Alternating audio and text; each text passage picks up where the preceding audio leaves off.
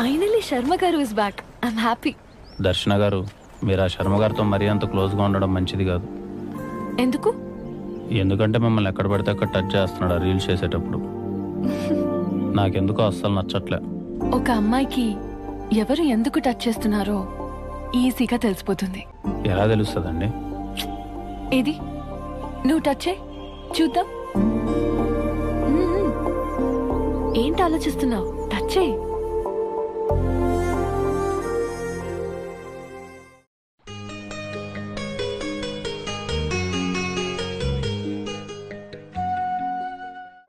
తెలుస్తుంది.